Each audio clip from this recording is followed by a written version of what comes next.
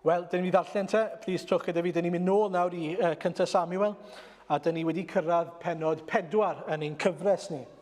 Felly 1 Samuel pennod 4. Dim ond roi chydig bach o gefndir i chi, dyw pethau ddim yn gret yn Israel ar y pryd. Maen nhw wedi bod yn dal i brofi effeithiau nawr cyfnod y barnwyr, os chi'n cofio. A Samuel yn un o'r barnwyr yna. Rhai oedd Duw yn anfon, ac yn anfon gyda neges, gan Dduw i siarad gyda'r bobl yn ei ddod at hynny mewn munud. Adnod 1:11. Yr oedd gair Samuel yn air i Israel gyfan. Aeth Israel i ryfel yn erbyn y Philistiaid a gwersyllu ger Ebenezer, a'r Philistiaid yn gwersyllu yn Affec.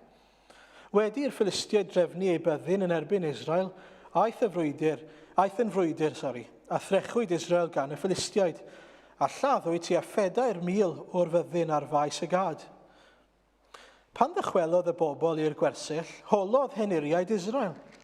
Pam y trawodd yr arglwydd ni heddiw o flaen y Philistiaid? Cymerwn atom o seilo arch y cyfamod yr arglwydd, a dwyd un plith i'n hachub o law ein gelynion. Anfonodd y bobl i seilo, a chymryd oddi yno arch cyfamod yr arglwydd y lluoedd, sydd ei orsedd ar y Cerywbiaid. Yno hefyd gydag arch cyfamod Duw yr oedd 2 fab Eli, Hofni a Phines. Pan gyrhaeddodd arch cyfamod yr arglwydd i'r gwersyll, gweiddodd yr Israeliaid i gyd a bloedd uchel nes bod y ddeiar yn datseinio. Clywodd y Philistiaid y floedd a gofyn, beth yw'r floedd fawr hon a glywir yng ngwersyll yr Hebreaid? Wedi fynd ddeall mae arch cyfamod yr arglwydd oedd wedi cyrraedd i'r gwersyll, ofnodd y Philistiaid, oherwydd dweud yr oeddent, daeth Duw i'r gwersyll. Ac meddent, gwai ni oherwydd ni fi peth fel hyn erioed o'r blaen. Gwai ni, pwy a'n gwared ni o lawr diwiau nerthol hyn. Dyma'r diwiau a drawodd yr Eifftiaid a phob math o bla yn yr anialwch. Byddwch yn grif a gwrol o Philistiaid, rhag i chi fynd yn gaeth i'r Hebreaid fel y buont hwy i chwi. Ie, byddwch yn wrol ac ymladd. Ymladdodd y Philistiaid a threchwyd Israel, a phodd pawb adre.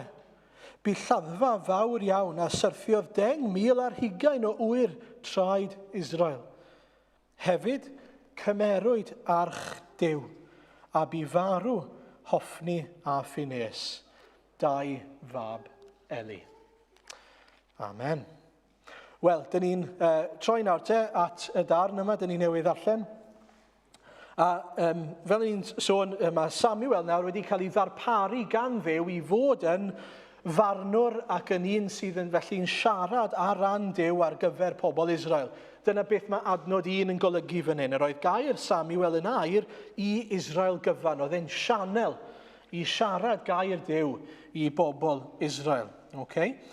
A fel welswn ni, os ydych chi yma yn Barnwyr 13 ac yn llyfr y Barnwyr rhyw bythefnos yn ôl, oedd barnwr yna i ddarparu,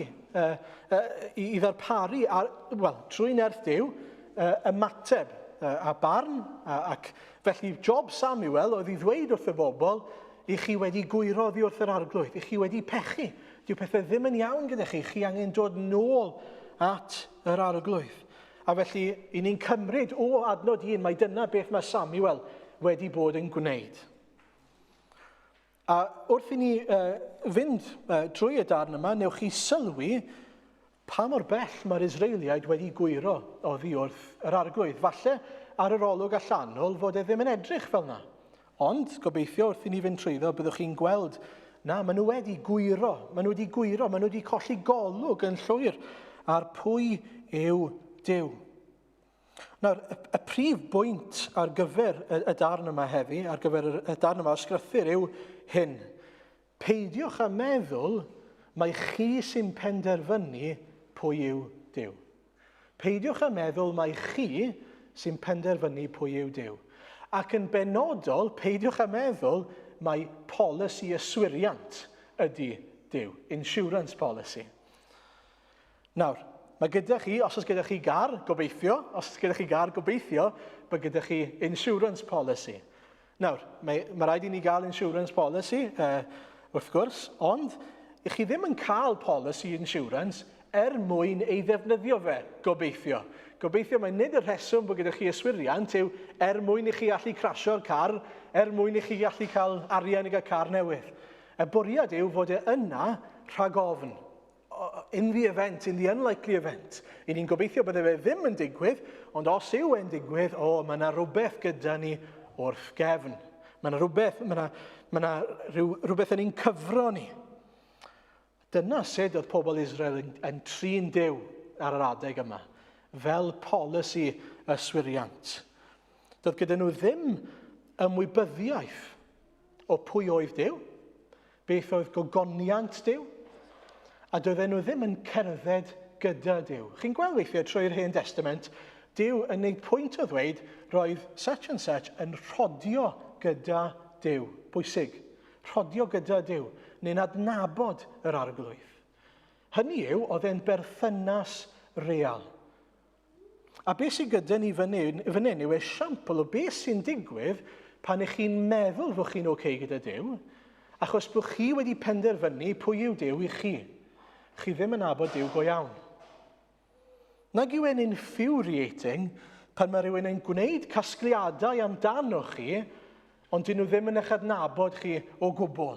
A maen nhw'n dweud pethau amdano chi. Falle bod nhw'n dweud fel, sa'n gwybod, mae Aaron, mae'n berson sensitif iawn. Mae Aaron yn sensitif, fi yn, wir, sensitif ofnadw. Ond dychmygwch nawr bod fi ddim yn sensitif. A bod rhywun yn dweud amdano fi, mae Aaron yn berson caled iawn. Mae'n galed. Diw'n yn teimlo unrhyw beth. Be mae hwnna'n neud i fi feddwl? Mae'n neud i fi feddwl, so nhw'n nabod fi o gwbl. So nhw'n gwybod pwy ydw i. Os bydden nhw wedi byw gyda fi, os bydden nhw wedi profi pwy ydw i, bydden nhw'n gwybod bod hynny ddim yn wir. Ond am ryw reswm, maen nhw wedi edrych arno i falle, edrych ar yr olwg allanol falle, meddwl, mae e'n berson caled. Diwrnod o'r blaen nes i weld rhywun yn yr ysbyty. A dyma fi'n esbonio pan fi'n mynd i'r ysbyty bod fi yn weinidog. A mae hwnna'n helpu fi allu mynd i weld pobl pan dwi ddim yn visiting times. Wel, oedd y nyrsys wedyn yn cael chat. A dyma beth oedd y chat ynglyn ag e. Beth oedd yn backstory fi? Beth oedd yn backstory fi fel gweinidog? O'n i'n ex-con, falle. O'n i wedi dod o gefndir raff, falle. Na beth o'n nhw'n meddwl. So nhw'n edrych nawr ar yr olwg allanol ac yn gwneud casgliadau. I ni gyd yn neud yna gyni. Meddwl bod rhywun falle yn galed, ond go iawn, i ni ddim. I ni ddim, achos dyn nhw ddim yn adnabod i. Dyn nhw ddim wedi profi pwy ydw i go iawn. Nawr, i'r gwrthwyneb, os chi eisiau gofyn i Elain o wraig pwy ydw i, bydde hi'n gallu dweud wrthoch chi pwy ydw i, nid oherwydd bod fi'n dweud wrthi hi, ond oherwydd bod hi'n byw gyda fi. Oherwydd bod hi'n profi peinau fi'n addfwyn neu'n galed, mae hi'n profi wrth fy ymwneud i gyda hi pwy ydw i go iawn. Nawr, fe eisiau chi feddwl am hwnna. Fe eisiau chi feddwl am y gwahaniaeth rhwng dod at rhywun, i ni ddim yn adnabod, gwneud casgliadau amdanyn nhw, a'i trin nhw ar sail y casgliadau yn hytrach na dod i nabod nhw a profi pwy ydyn nhw go iawn. Oherwydd chi'n gweld, mae yna lot o bobl sydd yn byw o'n cwmpas ni sy'n dweud pethau fel, dwi'n Gristion, dwi'n nabod Duw, fi'n caru Duw, a mae Duw yn caru fi. Dwi hefyd yn cael lot o bobl yn dod ato fi a dweud pethau fel, Aaron, put in a good word with a man upstairs for me. Trwy'r amser. Beth mae hwnna'n dweud wrthoch chi? Wel, maen nhw'n cydnabod falle bod nhw ddim yn nabod Duw, ond dyn nhw ddim yn gwadu falle bod na Dduw, a maen nhw'n eitha convinced bod fi yn credu bod na Dduw. So, neith e ddim drwg os i fi'n gweddio drostyn nhw. Os neith e rhywbeth, insurance policy.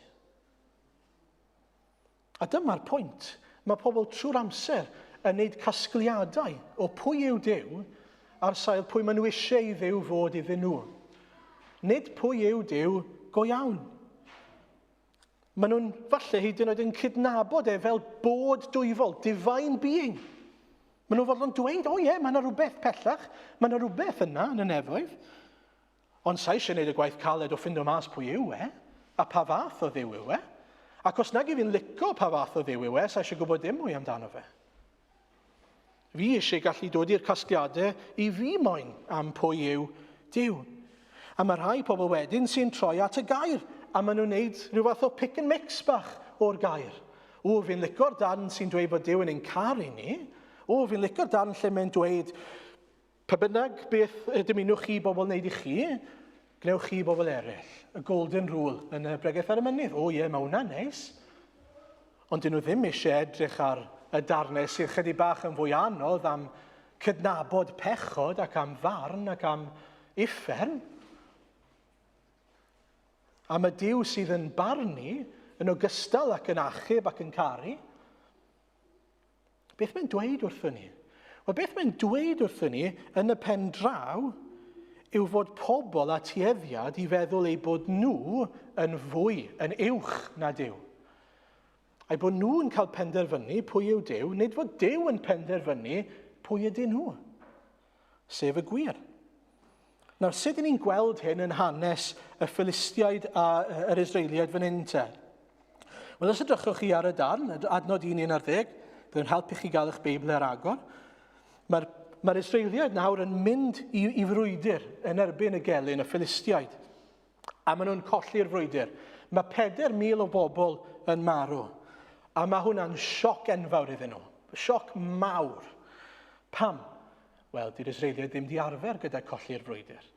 Fel arfer, maen nhw'n ennill y frwydr, nag nhw, yn hawdd. A felly, beth sydd wedi digwydd? Ac yn ddiddorol, mae'r Israeliaid yn cydnabod rhywbeth o'r broblem. Os chi'n sylwi, adnod 3. Pan ddychwelodd y bobl i'r gwersyll, holodd henuriad Israel, pam a trawodd yr arglwydd ni heddiw o flaen y Philistiaid? Maen nhw'n sylweddoli, mae'r arglwydd yn ein herbyn ni. Mae yna rhywbeth wedi digwydd, a nid problem bod rhywbeth yn wrong da'r Philistiaid yw e, mae Duw yn ein herbyn ni. Felly maen nhw'n deall rhywbeth o hynny, reit? Felly beth yw'r solution? Beth yw'r ateb i'r broblem yma? Mae Duw yn ein herbyn ni, a maen nhw'n, light bulb moment. Fi'n gwybod beth sy'n bod, i ni di anghofio'r arch. I ni di anghofio mynd â arch gyda ni. I ni di anghofio mynd â arch y cyfamod i'r frwydr. Dyma beth maen nhw'n meddwl, a dyna mae'n dweud, adnod nesaf. Cymeron atom o seilo arch cyfamod yr arglwydd, a doed i'n plith i'n hachub o law ein gelynion. Be mae hwnna'n dweud wrthyn ni yn llythrenol, dyn ni'n mynd i gymryd arch y cyfamod gyda ni, a bydd Duw yn ein hachub ni. Bydd e'n dod ac yn ein hachub ni. Felly maen nhw'n meddwl mae eu ymdrech nhw yn gyntaf sydd yn mynd i ddod â llwyddiant. Nhw yn cario'r arch yma sydd yn mynd i ddod â llwyddiant. Yn ail, maen nhw'n meddwl bod Duw wedi cael ei gyfyngu i'r arch yma. Mae rhaid mynd ar arch gyda chi. Gall Duw ddim gweithio tu fas i'r arch. Ac yn drydydd, maen nhw'n cymryd yn ganiataol fod Duw yn achub. A chi wedi sylwi rhywbeth? Dyn nhw ddim wedi dweud gair wrth Dduw. Dim gair. Dyn nhw ddim wedi siarad gyda Duw. Does dim perthynas. Dyn nhw ddim yn adnabod, maen nhw jyst yn cydnabod. Nawr, mae hwnna'n her enfawr i ni. Wrth i ni rodio a galw'n hyn yn Gristnogion, mae yna berygl mawr ein bod ni'n gallu cydnabod bod Duw yn real, fod e'n bodoli, ond heb ei adnabod e. Mae yna wahaniaeth rhwng cydnabod, acknowledge, ac adnabod, to know.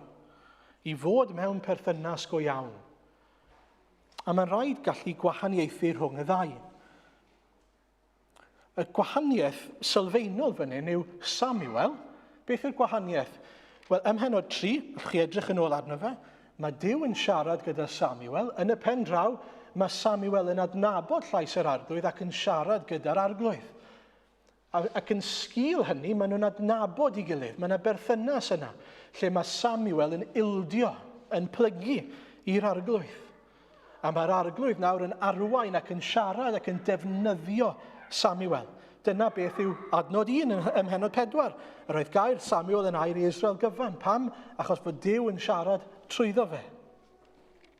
A felly mewn geiriau eraill, os oedd Samuel yn siarad, oedd Duw yn siarad. A dyma'r irony yn y sefyllfa. Maen nhw'n mynd ar arch i'r frwydr. Mae'r arch i fod cynrychioli presenoldeb Duw ymhlith ei bobl. A'r cyfamod mae Duw wedi wneud, a'r cyfamod mae Duw wedi gwneud gyda pobl Israel. Y cyfamod dydy nhw ddim yn ei gadw. Y cyfamod maen nhw wedi colli golwg yn llwyr arno.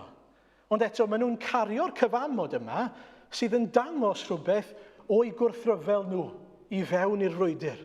Dychmygwch hynny. Mae'r cyfamod yn adlewyrchu yn wael arnyn nhw. Mae'n dangos i Dduw, dyn ni'n ymfalchio yn arch y cyfamod, mae'n mynd o'n blaen yn i'r frwydr, so nhw'n cadw fe. So nhw'n dilyn yr arglwydd, so nhw'n addoli'r arglwydd, maen nhw wedi anwybyddu'r arglwydd. A chi'n gwybod, allwn ni wneud yr un peth, allwn ni fod yn rhoi yr efengil o'n blaen ni, cyfamod mae Duw wedi wneud o'n blaen ni, ond i ni ddim yn bobl y cyfamod. I ni jyst yn dala fe o'n blaen ni. O ie, mae Duw yn achub, mae Duw yn caru ni, mae Duw wedi danfon i fab hyd yn oed. Allwch chi ddefnyddio'r efengil fel hyn, allwch chi gydnabod yr efengil heb ildio i'r efengil. Allwch chi ddeall popeth am yr efengil heb fod wedi plygu, heb fod wedi gadael i'r arglwydd wneud gwaith yn eich calonnau chi. A felly'r irony fan hyn yw bod nhw'n bron yn dod â barn ar ei hunan. Mae yna bobl heddi'n dos e. Gyda llaw, does dim byd yn bod gyda hyn. Pobl sy'n gwisgo mwclis, falle necklace gyda croes arno fe. Dim byd yn bod gyda hynny. Ond chi wedi sylwi, mae yna rai pobl, falle, yn meddwl fod hynny yn dod â rhyw fath o agosatrwydd at Dduw. A weithiau mae yna rai pobl sydd yn rwbio'r groes yma mwyn gallu teimlo'n agos at Dduw. Dyna beth maen nhw'n meddwl. Neu ennill rhyw ffafr gyda Dduw. Neu os chi'n Gatholig, rosary beads. A fod reina, wrth rwbio reina a gweddio. Fod hwnna'n dod â rhyw fendith i chi.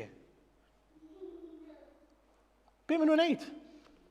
Beth mae hwnna'n dod at? Neu weithio chi, dim byd. Mae'n dod â yr un faint o lwyddiant a mae'r arch yn dod â i bobl Israel, sef dim. Chi'n gweld, dyn nhw ddim wedi gofyn y cwestiwn, be sydd yn bod yn ein calonnau ni? Be sydd yn bod yn ein calonnau ni? Dyw'r colli'r frwydr yn y lle cyntaf ddim wedi gofyn y cwestiwn yna iddyn nhw. Be sy'n bod? Beth yw cyflwr yng nghalon ni? Dyna pam maen nhw wedi colli'r frwydr gyntaf. Nawr, y broblem sylfaenol, fel o'n i'n dweud ar y dechrau, yw fod nhw eisiau trin Duw fel arf, weapon. Maen nhw'n trin Duw fel arf. Maen nhw'n dweud, dwi eisiau Duw i wneud beth i fi moyn i Dduw wneud pan i fi moyn i Dduw wneud e. I ni mewn trwbl, mae'r Philistiaid yn dod, ewn ni ôl yr arch, a bydd hwnna'n cadw ni'n saff. Chi'n gweld y pwynt? Mae bron fel mynd i ôl gwn i fi mewn i frwydr. Ni mewn trwbl, na'n ôl y gwn, neith hwnna ddelio gyda'r sefyllfa. Y broblem yw, does dim perthynas. Mae'r arglwydd yn dweud, nag yw e? Profwch a gwelwch, mae da yw'r arglwydd. Profwch yr arglwydd i fod yr arglwydd yw e.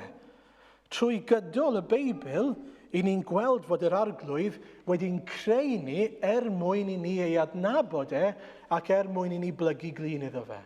Mwyn i ni ddod o dan i awdurdod e, a'i brofi fe yn Dduw. Nid fi sydd i benderfynu pwy yw Duw, Duw sydd yn Dduw, a mae ei wedi'n gwneud i, so fe sy'n penderfynu pwy ydw i. Mae y ffordd arall o gwmpas yn llwyr. Nawr, beth oedd pwrpas yr arch i fod? Wel, mae'n dweud hyn yn Exodus 25, adnod 21 ymlaen. A rwy ti roi'r drigareddfa ar ben yr arch, a rhoi yn yr arch y dystiolaeth y byddaf yn ei roi i ti. Yno byddaf yn cyfarfod â thi, ac oddi ar y drigareddfa rhwng y ddau gerwb sydd ar y dystiolaeth, a byddaf yn mynegu i ti yr holl bethau yr wyf yn ei gorchymyn i bobl Israel. Dau beth fyna'n glir, cyfarfod gyda Duw. Nid arf ydy yr arch, ond man i gyfarfod gyda Duw. Ac yn ail wedyn, lle mae Duw yn llefaru ac yn mynegu i ni'r hyn sydd angen i ni i fyddhau iddo, yn mynegu i ti'r holl bethau yr wyf yn ei gorchymyn i bobl Israel. A ni'n cael esiampl yn Numeri pennod 10. Croeso chi droi ato fe, adnod 33 ymlaen, lle mae pobl Israel nawr ar fi'n teithio mas gyda Moses. A dyma beth mae'n dweud ni adnod 33 ymlaen o numeri 10. Felly cychwyn asant o fynydd yr arglwydd ar daith dridiau, ac yr oedd arch cyfamod yr arglwydd yn mynd o'i blaen ar hyd y daith i geisio lle iddynt orffwys.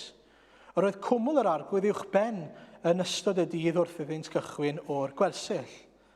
Pan gychwynnau'r arch allan, byddai Moses yn dweud, cod arglwydd, gwasga'r delynion, a boed i'r rhai sy'n dygysau ffoi o'th flaen. A phan ddoi'r arch i orffwys, byddai'n dweud dychwel arglwydd at ffurfiannau Israel. Chi'n gweld y gwahaniaeth rhwng Moses a pobl Israel? Mae'r arch fan hyn yn numeri 10 yn cael ei ddefnyddio fel man i gyfarfod gyda Duw, i geisio yr arglwydd. Nid i geisio bendith yr arglwydd heb gael yr arglwydd, ond i gael yr arglwydd ei hun. A dyna'r peth pwysig fan hyn. Dydy beth mae Duw yn ei roi i ni, yn gyfamod gras gyda ni hyd yn oed, y cyfamod newydd, ddim yna i ni ei ddefnyddio fe fel arf, mae yna mwyn i ni gael adnabod a profi'r arglwydd, ac i gael ildio i'r arglwydd. Mae mor bwysig ein bod ni'n dod a cael o'n gywir at yr arglwydd. A bod ni'n sylweddoli, dwi ddim eisiau'r arglwydd mwyn y pethau mae'r arglwydd yn rhoi i fi. Dwi eisiau'r arglwydd oherwydd bod yr arglwydd eisiau fi. I fi ei adnabod i fi ei fwynhau i fi allu byw ei fwynau.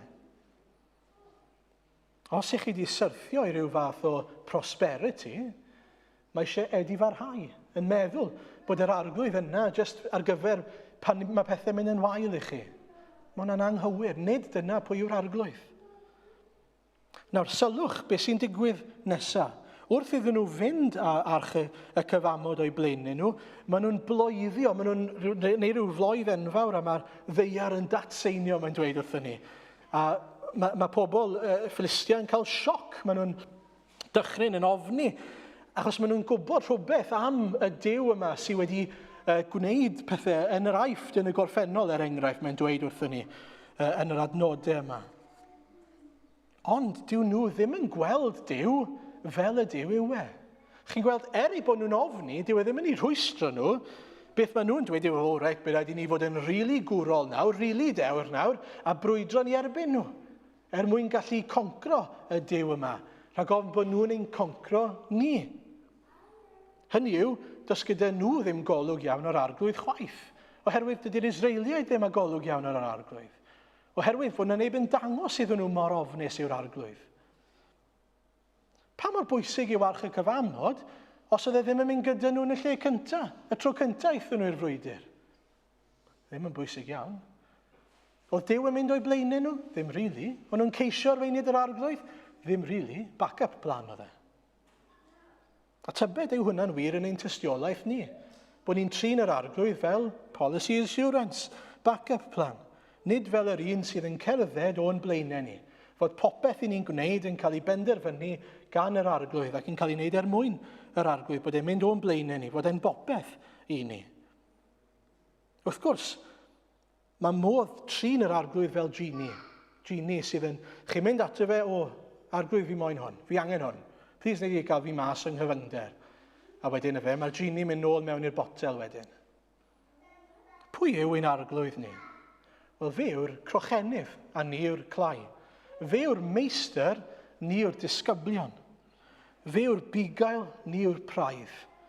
Fe yw'r creawdwr, ni yw'r greadigaeth. Ydych chi wedi deall hwnna yn iawn yn eich calonnau chi? Ydych chi wedi cael golwg ar hynny? Ac yn sgil hynny wedyn, bod chi'n rhyfeddu fod y creawdwr wedi dod yn rhan o'i greadigaeth ei hunan, wedi dod yn rhan o'r clai yma, mwyn eich achub chi a fi. Mwyn i ni gael adnabod y creawdwr mawr. Mwyn i ni gael profi cariad y Duw mawr. Mwyn i ni gael profi ei nerthau, profi ei fod yn fugail, tyner, cariadlon. Chi'n gweld, mae'r arglwydd yr holl bethau yma mae pobl yn dweud yw'r arglwydd, y pethau da. Mae'r pethau dyw pobl ddim yn hoffi clywed chwaith. Ond y pwynt yw hyn, I ni angen clywed e. I ni angen deall pwy mae Duw yn dweud yw e, oherwydd dyna pwy yw e. Allwch chi ddim newid hwnna. Allwn ni ddim newid reality. Dyw gwirionedd ddim yn rhywbeth i ni'n penderfynu arno. A mae hwnna'n bwysig o ran ein tystiolaeth ni heddiw.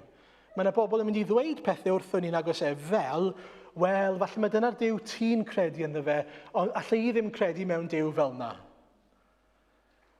Beth yw'n ymateb ni hwnna? Sut ni'n ymateb? O, nid fi sy'n dewis. Sa'n dewis pa fath o Dduw fi'n addoli. Fi'n adnabod y Duw sydd wedi dangos ei hunan i fi. Chi'n gweld y gwahaniaeth? Mae Duw yn real. Mae Duw yr hyn yw e. Allai ddim newid hwnna, a nid fi sy'n penderfynu fe. Nid nhw sy'n penderfynu fe. A felly pwy yw Duw? Sut mae dod i ddealltwriaeth ac adnabyddiaeth o'r Duw yna? Wel, dau beth, yn gyntaf y gair. Wrth gwrs, y gair.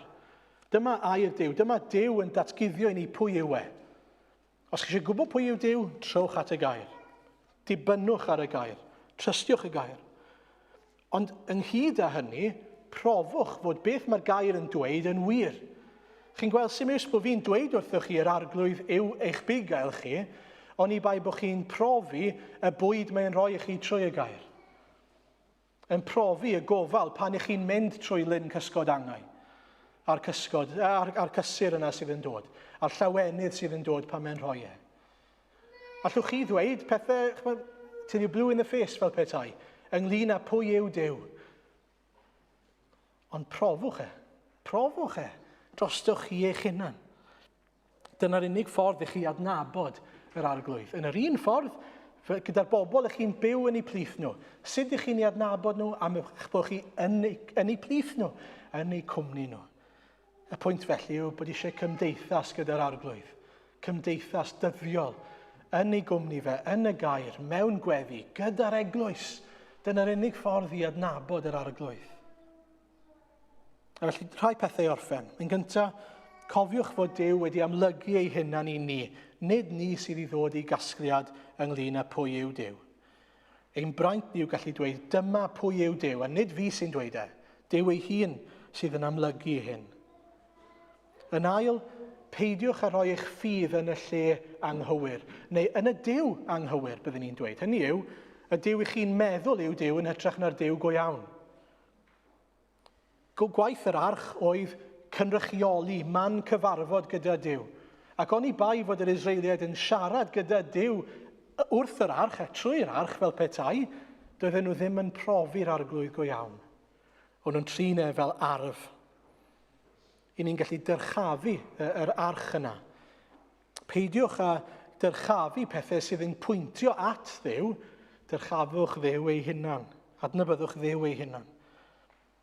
Ac yn olaf, peidiwch a jyst clywed am Dduw. Peidiwch a jyst cydnabod Dduw. Adnabyddwch yr arglwydd. Profwch yr arglwydd. Gadewch i'r arglwydd ddelio gyda chi. Trowch at yr arglwydd a profwch fywyd yn rhodio gyda'r arglwydd. Profi ei ofal, ei ddaioni, ei ddisgyblaeth. Yr holl bethau yna, y pethau ni'n meddwl sydd yn anodd ac yn dda. Mae Salm 100 yn hyfryd yn helpu ni falle i ymateb, i orffen gyda hyn. Bloeddiwch mewn gorfoledd i'r arglwydd, yr holl ddeiar, a ddolwch yr arglwydd mewn llawenydd. Dewch o'i flaen a chan. Gwybyddwch mae'r arglwydd sydd fyw, ef a'n gnaeth, a'i eiddo ef ydym. Fe sydd bia ni, ei bobl a defaid ei borfa. Dewch i mewn i'w berth a diolch, ac i'w gynteddau a mawl. Diolchwch iddo, bendithiwch ei enw, oherwydd da yw'r arglwydd, y mae ei gariad hyd byth, a'i ffyddlondeb hyd genhedlaeth a chenhedlaeth. Amen.